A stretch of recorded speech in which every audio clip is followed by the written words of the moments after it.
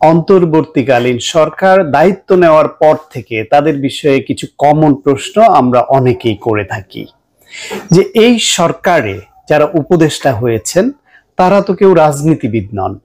তাদের সঙ্গে এদেশের মানুষের, বিশেষ করে রাজনীতিবিদরা সরকার পরিচালনার জন্য যে অভিজ্ঞতা অর্জন করেন, মানুষের সঙ্গে যে সম্পর্ক স্থাপন করেন, সেই সম্পর্কটি এদের সঙ্গে নেই।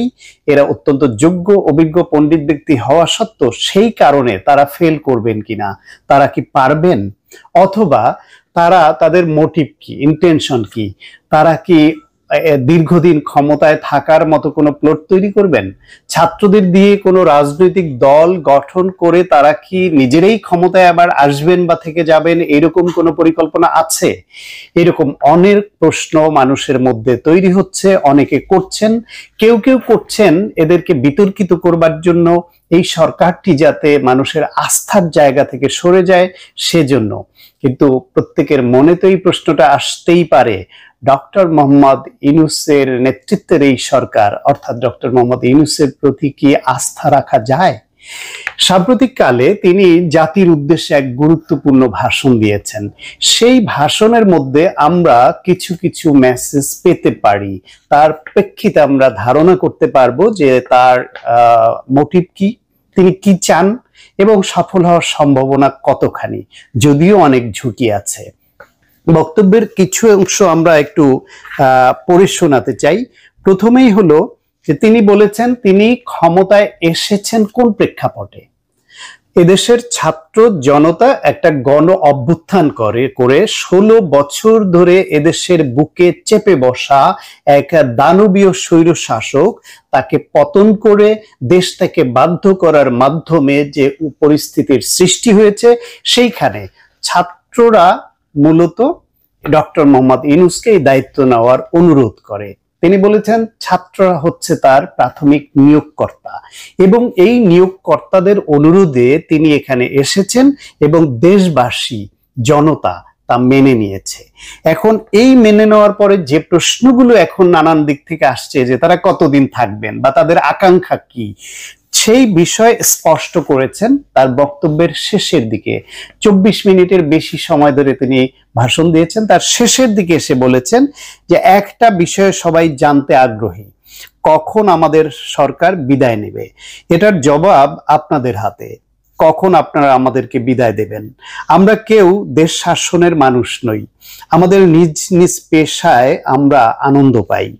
কখন নির্বাচন হবে সেটা সম্পূর্ণ রাজনৈতিক সিদ্ধান্ত, আমাদের সিদ্ধান্ত নয়। দেশবাসীকে ঠিক করতে হবে আপনারা কখন আমাদের ছেড়ে দেবেন। আমরা ছাত্রদের আহ্বানে এসেছি, তারা আমাদের প্রাথমিক নিয়োগকর্তা। দেশের আপামর জনসাধারণ আমাদের নিয়োগ সমর্থন করেছে। আমরা ক্রমাগতভাবে সবাইকে বিষয়টি স্মরণ করিয়ে যাব, যাতে হঠাৎ করে এই প্রশ্ন উত্থাপিত না হয় আমরা কখন যাব। তারা যখন বলবে আমরা চলে যাব। অর্থাৎ ছাত্র জনতার ইচ্ছায় তারা এসেছেন, ছাত্র জনতার ইচ্ছাই তারা প্রয়োজন হলে চলে যাবেন। এই যাওয়ার আগে তারা কি কি করবেন সে বিষয়ে তিনি স্পষ্ট একটি ধারণা তার বক্তব্যে দেওয়ার চেষ্টা করেছেন। শুরুতে বন্যা ম্যানেজমেন্টে তার পরিকল্পনা এবং এ পর্যন্ত কি করেছেন সে বিষয়ে বর্ণনা করেছেন।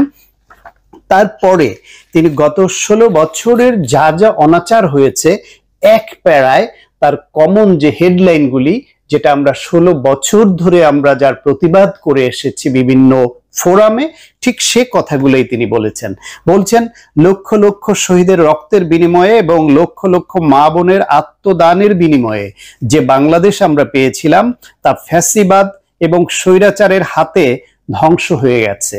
আপনারা দেখেছেন আমাদের প্রতিটি প্রতিষ্ঠানকে তারা কিভাবে শেষ করেছে।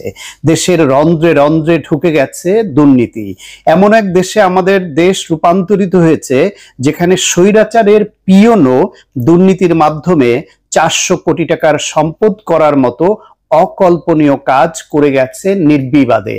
দর্শক, এখানে একটু মনে করিয়ে দিতে চাই, সাবেক স্বৈর শাসক পলাতক আওয়ামী নেত্রী শেখ হাসিনা সাংবাদিকদের প্রশ্নের জবাবে বলেছিলেন তার পিয়ন 400 কোটি টাকার মালিক হয়েছে। যে তাকে পানি, খাওয়ার পানির বোতল সঙ্গে নিয়ে ঘুরতো, পানি সাপ্লাই দিত, এই লেভেলের পিয়ন 400 কোটি টাকার মালিক হয়েছে। তার নাম ভাঙিয়ে তিনি কি এটা জানতেন না?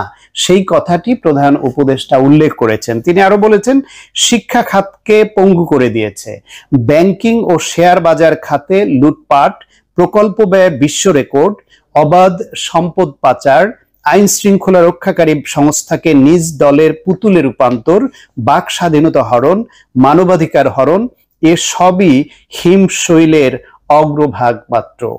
ক্ষমতা কুক্ষিগত করতে ফ্যাসিবাদী সরকার খর্ব করেছে জনগণের সাংবিধানিক ক্ষমতা ও অধিকার।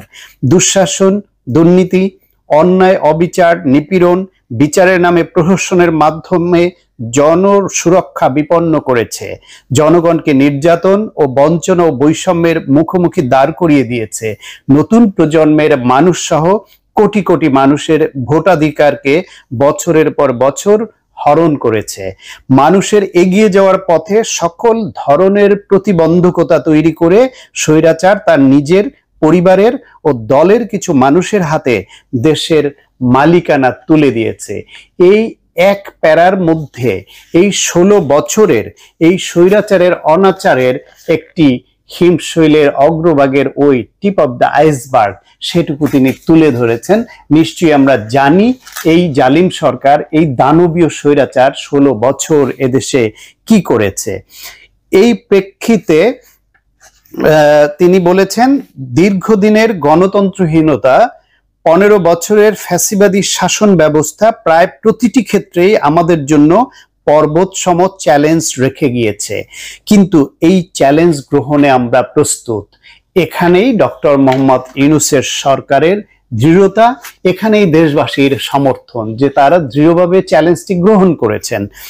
এবং এই যে জুলাই আগস্ট মাসে যে গণহত্যা হয়েছে, সেইখানে যে বল প্রয়োগ ও হতাহতের যে দুঃসহ ঘটনা ঘটেছে, তার তদন্তে জাতিসংঘের মানবাধিকার কমিশনের প্রধানকে চিঠি দেয়া হয়েছে এবং তারা তদন্ত করতে বাংলাদেশে আসবেন।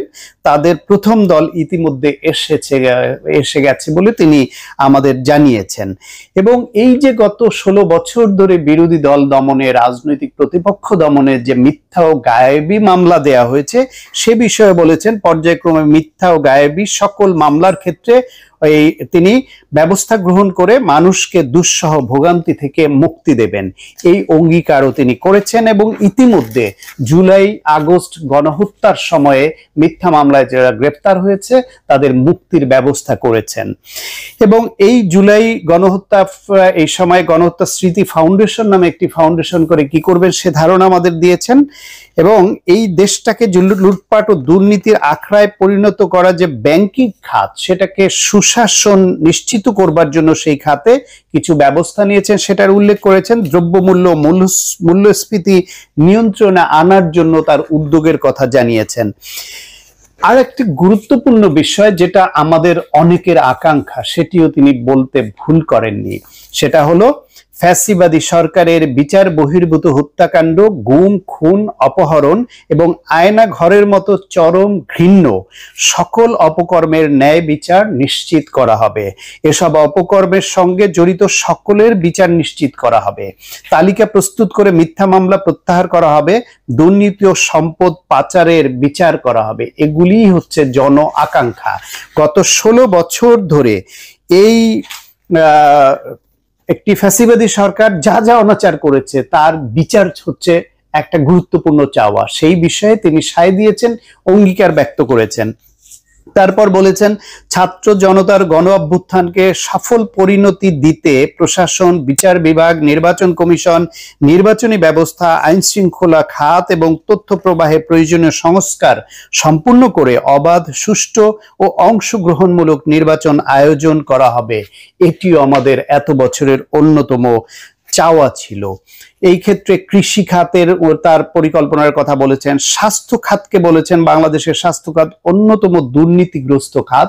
এদেশের রোগীরা সঠিক চিকিৎসা না পাওয়ার কারণে, আস্থাহীনতার কারণে সুবিধা বঞ্চিত হয়ে বাধ্য হয় বিদেশে যেতে, এবং পার্শ্ববর্তী দেশ ভারত আমাদের রোগী দিয়ে হাজার হাজার কোটি টাকা ইনকাম করছে, আমাদের দেশ থেকে চলে যাচ্ছে।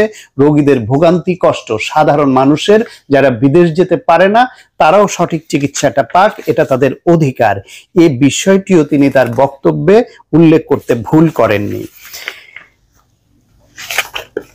এমনকি প্রবাসীরা রেমিটেন্স পাঠানো বিষয় নিয়ে বা প্রবাসে যারা ছিলেন তারাও যে এই গণ অভ্যুত্থানে বা গত 16 বছর ধরে ফ্যাসিবাদ বিরোধী যে আন্দোলন তাতে গুরুত্বপূর্ণ ভূমিকা পালন করেছেন সে কথাটিও উল্লেখ করতে ভুল করেননি প্রধান উপদেষ্টা তার বক্তব্যে।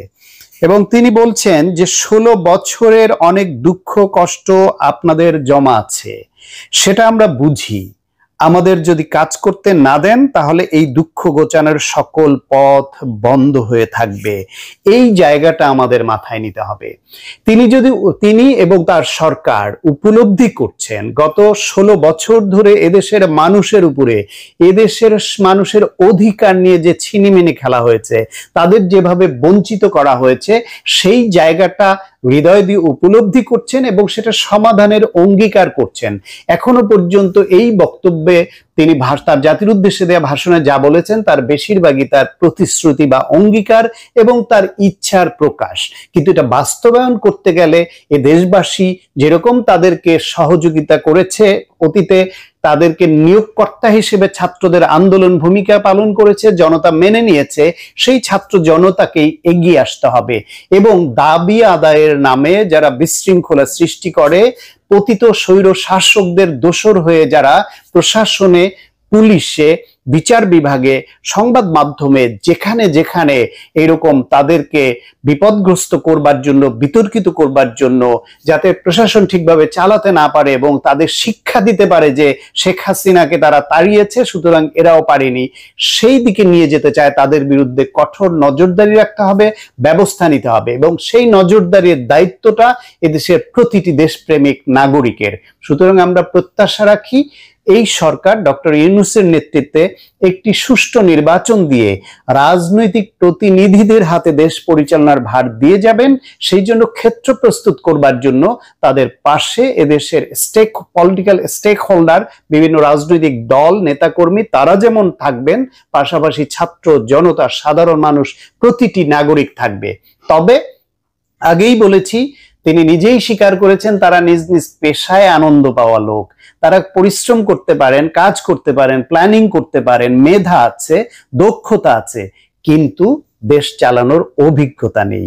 সেই হিসেবে তাদেরও দায়িত্ব হবে, কর্তব্য হবে এবং এটা নিশ্চিত করা উচিত হবে যে যারা দেশের প্রতি মমতা রাখে এরকম রাজনৈতিক দল, নেতৃবৃন্দ, সুশীল সমাজ, সংবাদ মাধ্যমের দেশপ্রেমিক ব্যক্তি, তাদের মতামত নেয়া, পরামর্শ নেয়া এবং তার ভিত্তিতে এগিয়ে যাওয়া। শুভকামনা থাকলেও ডক্টর মোহাম্মদ ইউনূসের নেতৃত্বে এই সরকারের প্রতি, কারণ এই সরকার ফেল করলে এই যে এত শহীদের আত্মদান, যে আন্দোলন, যে গণ অভ্যুত্থান, সেটি ফেল করবে। আর সেটি ফেল করলে, এই সরকার ফেল করলে বাংলাদেশ